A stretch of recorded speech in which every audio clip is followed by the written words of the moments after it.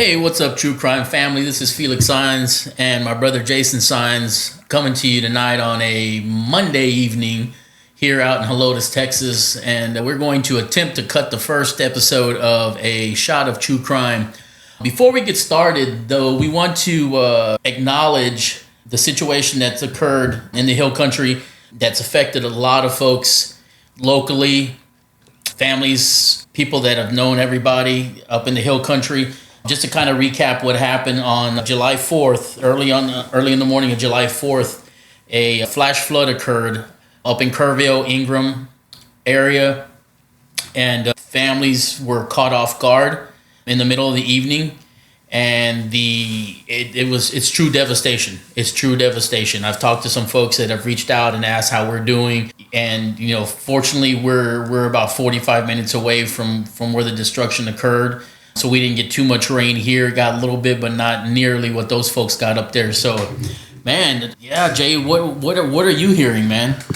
Yes, well, first of all, guys, just want to welcome you all to A Shot of True Crime. I'm Jason Signs. I'm Felix's brother, and this is our initial kickoff of the episode. And as far as the situation that I've been hearing, our hearts go out to all those who were affected, all the families who were affected. I have a friend of mine who was affected, and he has a lot of friends who were affected as well. He lives up in the Kerrville area, and they were evacuated. So it's just, my brother said, it's just complete devastation going on. That happened up there, and our hearts go out and our prayers with all the families and those who are affected, and all the families who lost loved ones during this tragedy. As far as all the stuff we've been hearing, I know the death toll has risen considerably from the first day. Yeah, the first day I heard that it was 20. When we got together, yes, yeah, it's the latest I heard. It's somewhere around 130. That's wild. And then there's a whole lot more that are unaccounted for. So, yeah, I mean, we're praying for those folks, man. You can't turn on the TV without listening, and thanks to those folks that have reached out to us and asked. We have a family group chat that we have all the cousins here, and we talk on a daily basis, and they've reached out and asked how we're doing and everything. Like I said, fortunately we did okay. We didn't get anywhere near the devastation they did, but man, praying out to those folks that they can recover, and this is going to be a long time before they get back to normal, and prayers to those children that were lost out there. Prayers also, and huge thanks and shout out to those who are out there helping, all the first responders, all the guys that are donating, all the folks that are donating, all this stuff up there. The guys are making a real big difference, and it's really needed, it's much needed, and it's really appreciated. Those guys are really grateful up there for all your help. So thank you guys for all your thoughts, your prayers, your donations, and your help. It's been for sure, man. So we're gonna try to get our minds off of that for a little while. Today's been a long day. I know it's been a long day for me. I worked on my MBA program. I got about 3 weeks left for my MBA, and I'll be done, and I can move on to bigger and better things after that. So, but this is kind of a stress reliever a little bit, because this is kind of what I look forward to doing, kind of getting out of my daily routine of job searching, because I don't know if I've told you folks or those that may know, I took early retirement from the government back in April. And that's been a great thing so far. It's allowed me to concentrate on my MBA program and kind of just de-stress a little bit, because I've done government financial work for a very, very long time. So it's a time to look out for something new. But I got to go back to work, because I got a mortgage. I do got a mortgage to pay. So I will be definitely going back to work at some point in the near future. So, but yeah, man, let's go ahead and get started, man. So the first thing I did when Jason walked in the door, Jason and my nephew Eric's over here as well, was I poured me a glass of Eagle Rare, man. Part of this concept for this podcast is drinking some bourbon, and I got some Eagle Rare 10 out there. So for you bourbonites that are out there, yeah, that Eagle Rare 10 is some good stuff, man. For those of you guys that are familiar with it, I don't claim to be a bourbon aficionado or anything, but I do know some good bourbon, and for the price point that you get Eagle Rare 10, it's part of the Buffalo Trace family, made out there and distilled out there in Kentucky. So I plan to make it out there at some point in the near future. My aunt lives in Louisville, so we can always stay with her and hopefully take a tour out there at some point. But yeah, man, tonight's drink is some Eagle Rare 10. You can get a good bottle of it, a good price point, MSRP anywhere between $40 to $60. You start getting into the aftermarket, you're gonna be spending anywhere over, probably over $100 for it. But hopefully you can get a good bottle between $40 to $60 at a time or when you get out there and get it, man. So yeah, go enjoy yourself some Eagle Rare 10.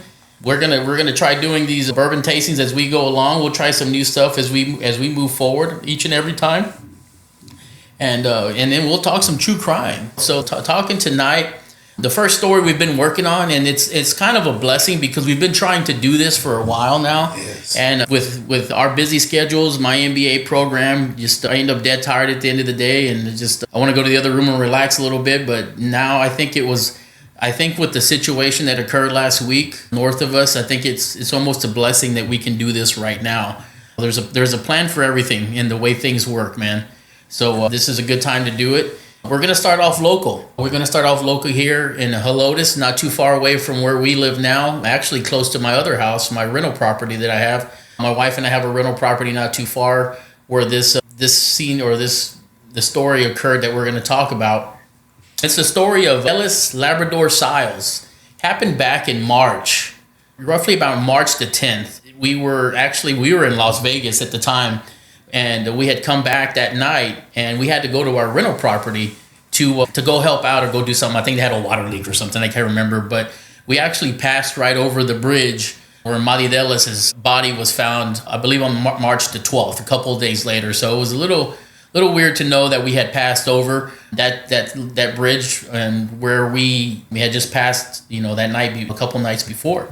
So yeah, Jay, man, I tell you what, dude, the story from what I gathered, and I reached out to Bexar County, and I actually asked for the crime report, the criminal report, and I wasn't able to get it back, or they haven't got to me yet. I guess when you're dealing with those folks, it's luck of the draw, right? Sometimes they're going to send you back something good. Sometimes you're not going to get anything back. It just depends on who you get down there to help you out. So yeah, I was hoping I would get that back, and I did reach out to some folks that were friends of hers and some of her family, and I didn't get a chance to hear back from them as well. But basically, just wanted to go over the story. The scenario occurred where Mariadelis, she was Cuban. She came over here on I believe it was a work visa she was a teacher, and she was studying to be a teacher here as well in San Antonio. And she had a good routine, from what I understand, where she would walk every day around the neighborhood, the Wild Horse neighborhood, which it's a fairly big neighborhood. For those of you familiar with San Antonio, Helotes area, between Shanefield and Braun Road. We lived in Laurel Canyon, which is right on the other side of Wild Horse, so that was kind of ours area that we hung out or that we lived in.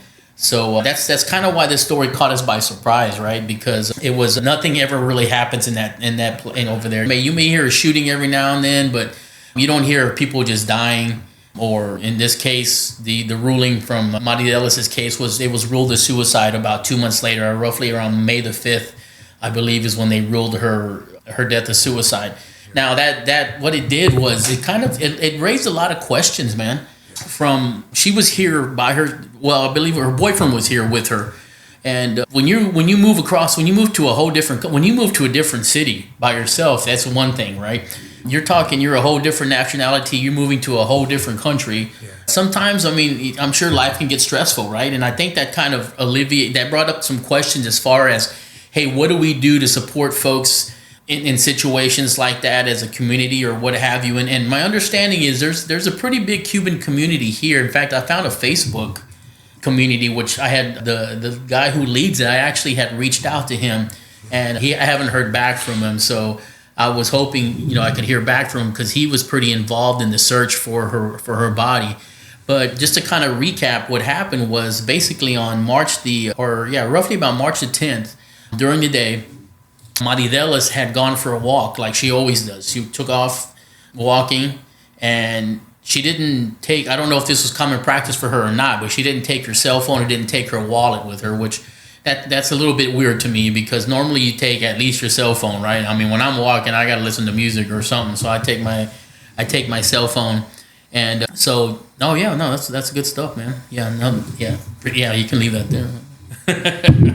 So my brother brought up the actual timeline, so I can look at it and kind of read if I miss anything, kind of talk about it. But yeah, so basically, Mariadelis took off walking that day, and I'm not sure. I know during the investigation, people were asked to look at their cameras or their Ring doorbells or what have you to see if maybe you had captured her. They were trying to kind of retrace her steps, but basically she left walking, and she didn't come home. So her boyfriend, I think that evening, reported her missing. And at that point, from my understanding, everything kind of just took off from there, man. Yeah. It just, everybody kind of pitched in. The neighbors, Wild Horse it's a big neighborhood, but there's a lot of people that know each other there. So it sounds like they all helped each other out, man, by, putting together some search parties pretty quickly. And props to Bexar County Sheriff. I think, from my understanding, the Bexar County Sheriff and Sheriff Salazar and his folks were pretty involved pretty quick in helping look for her, right? They found the weapon, right? They did. They found, they actually, when they found her body, they actually found two. I believe it was a shovel and a pick of some type, an axe pick. Yeah. Like that. Now, what they did was they didn't actually tie it into they mentioned it, but there was really never a tie-in into the actual scene itself, right? So that's why it's kind of, there's some questions to me that needed to be answered, because we're not here to point fingers or anything like that. I mean, it was ruled a suicide, and that's what it was ruled, right? And possibly that's where the investigation just stopped. Who knows? Yes. Now, from reading and understanding, it did bring up questions from the family. There's this uncertainty, right? There's a level of uncertainty there. Yeah, just uncertainty as to, hey, as a understanding. I'm not going to say I understand suicides. I don't think anyone really ever understands suicides. But when typically, from what you hear, is when a female commits suicide, they don't do it in the manner that she supposedly had. Brutal. Right. Yeah. They found her with a stab wound to the chest. I believe it was, I don't know if it was one or two. But which kind of throws another kink into the story for me, because I don't know if I'm going to stab myself type thing. Yeah, most females when they do this, they overdose, they take pills, they do something along that lines. That level of violence is not usually in their nature, right? In a woman's nature, right? Exactly. So yeah, man, just kind of reading. I said, from what I just researching and reading, I wish I would have had the crime report, because I'm sure there would have been a lot more details in there that I could have touched upon, or we could have touched upon, just to see. But just the fact that it happened so close to home, and nothing, like I said, nothing ever really, you've never really heard a lot of traumatic things like that happen close to where we were at. Now, don't get me wrong, it happens everywhere. And just to kind of alleviate a little bit more, as we were getting ready to kind of say, hey, this is a story we want to work on and kind of get her story out there, because this is what we're trying to do, is we're trying to get these folks' stories out there, man, and not just, everybody deserves closure, right? And if this is a closure for her, then it's a closure for her, right? And that's it, right? But man, as we were getting ready to do this in the last couple of weeks, oh my God, we've had murder after murder after murder, right? Man, for those of San Antonians that are local, we know that the founder of Las Palapas was murdered just last week. Yes, by his profile. High profile, murdered by his nephew, right? Yes. And I'm sure we're gonna hear more about that story as we go forward, right? Because right now it's just kind of like it happened, and I think it kind of caught everybody by surprise, right? And then what's the other one? The other big one is John the guy from King of the Hill. Yes, that guy. Yeah. John Redcorn. Yeah, John Redcorn. The guy that played John Redcorn. Yeah, that's a story we want to touch on, man. We want to look into that a little bit. That's an interesting one. That's been a story that's been ongoing for years here in San Antonio. So you local San Antonians, you guys know, if you guys follow San Antonio local news, you guys would know that. That's going to be interesting. That's going to be fun. Yeah, that's going to be an interesting one to touch on and kind of dig into a little bit and see, hey, what exactly happened there, man? You hear a couple different stories. Obviously, he had a partner, and his partner came out and was very outspoken on it. So more to come on that, man. But yeah, just back to the Mariadelis case, you feel for her, you feel for the family, because, once again, she was here on her own. She was here with her boyfriend, which, and it's weird because automatically when things like this happen, normally the first person you look at is the boyfriend, the girlfriend, the husband, the wife type thing, right?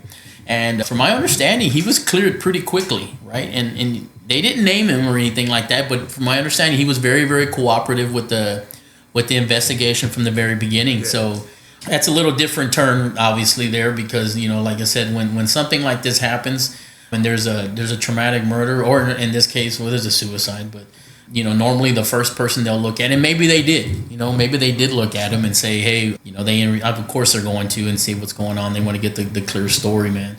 But yeah, that's it. And me and my brother actually drove. We went down there to the scene, and we have some pictures. We'll try to put those pictures up as well once I get on a social media. Once I get the story up there as well, we'll throw some pictures up there as well. Yeah, I don't know that I would do it down there, man. First of all, I don't know that I would ever do it. We can't ever put ourselves in someone's shoes and understand why they did something. But yeah, the area that she was found in under the bridge right there off of Braun Road, man, it's pretty brushy down, a lot of brush. I'm sure there's a lot of animals down there, probably some rattlesnakes and for sure. Yeah. So we were down there, and I didn't go too far. We took some pictures and what have you. But yeah, man, we hope that the case of Mariadelis if this is truly what happened to her, and the family has closure. Yeah. The family has any questions they want answered. And when things like this happen, anytime a suicide occurs, you always want to know what folks were thinking, or how bad things were that you had to put yourself in that position to be able to do that, right? Yeah. So and my brother's he's a religious guy, right? He goes to church all the time, and you guys pray for folks. And I don't know what kind of scenarios you guys may see with folks that come to your church and may see, hey, can you pray for me? We have issues or whatever. We have a lot of folks come with it to our church. Our church is right in the heart of the west side here in San Antonio. So if you guys are familiar with San Antonio, you guys the west side, right? It's a heavily impoverished area, right? It's very impoverished in that, especially around our church, right? So we get a lot of people that are broken. A lot of people come in that are just lost, especially they've been going through whatever they go through, their trauma in life. A lot of them go through death. A lot of them go through, which of course is loss. A lot of them go through thoughts and feelings of abandonment. A lot of them go through just different, life kicks people around. You know what I mean? And especially when people feel like they're at a disadvantage, you know what I mean? They tend to lean on their own understanding a little bit more. You know what I mean? And I've kind of learned the opposite, not to lean on our own understanding, right?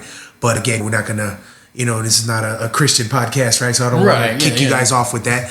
But that's a whole different thing. But definitely, like my brother said, it's just we encounter a lot of people that come in that are broken and lost. And mental illness is very big in this city, especially today. A lot of people are facing a lot of different uncertainty and what have you, man. So exactly. And we're unfortunately the theme of this, man. We're talking a true crime podcast. Obviously, death is involved, right?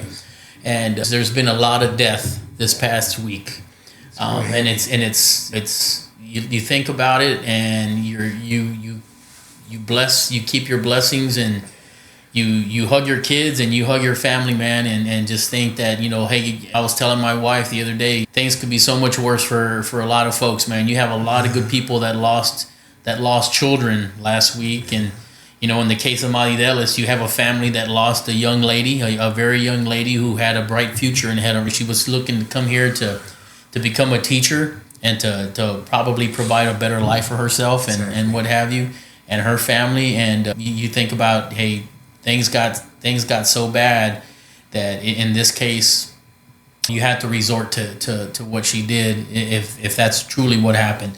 But you don't ever want people to have to ever do that, man. So we don't want to bring the podcast down, but unfortunately the first episode was just at the time where I felt that I told my brother, I said, what, let's just record it at one shot, man. This is a one shot thing. We were trying to piece this thing together. I was trying to go off a script a little bit to see if I could kind of organize it. But you know what? I felt easier just, hey, let's just get out there and talk, man. Let's just talk about what happened. Let's talk about the case from what I understand and from what I know, without having every single detail that I wish I could have had. But it's going to get better, right? That's the thing. Certainly. I think as we do these podcasts, my brother's been very great in telling me, hey, dude, once you get the first one out there, then the rest are just going to kind of start coming, right? So I listen to a lot of true crime podcasts, guys. I go to bed listening to them at night, right? Just to kind of take pointers and from the folks that, I think are really, really good, right? So to those folks, props, man, for reaching outside of your comfort zone. And that's kind of what we did here. I know that's what I did here, is I'm reaching out my comfort zone and trying to and hopefully make this podcast work. That's my goal, right? Because that's my passion. And like, this is something that we've talked about for a long, long time. And I think the easiest way to just get out there and do it, just get out there and do it, and let's see how it works. And I think each time is going to get better, right? This is episode 1. Hopefully by episode 354, we got this thing down, man, and we're going to be doing pretty well with it, man. So, but yeah, for our first episode, we're gonna keep it at about 20 to 25 minutes, guys. I'm going to enjoy my bourbon and kind of relax a little bit. We're going to try to edit this and see if we can clean it up a little bit so that we can post it out there for everybody. And by all means, man, get out there and share this. Share it. When you get it on Facebook, Instagram, TikTok, however, man, by all means, just help us out by sharing and letting people know that, hey, good old Felix Signs and Jason Signs down in Helotes, Texas, and San Antonio, Texas, or starting a podcast, man. And I've had some great feedback from folks already, man, that have reached out and say, hey, good luck, and hopefully you guys do well, and we're excited to hear it. And I've got people that are ready. They're ready to listen to it, man. And we got stories upon stories. And my goal is, obviously, we have stories here in San Antonio that we could talk about for years. But I want to reach out. I want to make this a broader thing, right? I figure if we can touch base here and we can start locally here, yes, then we can start branching out to other areas and picking up cases from other areas in Texas and in other areas outside of Texas and what have you, man. So that's the whole point of doing this, is just let's have fun with it. Let's do it.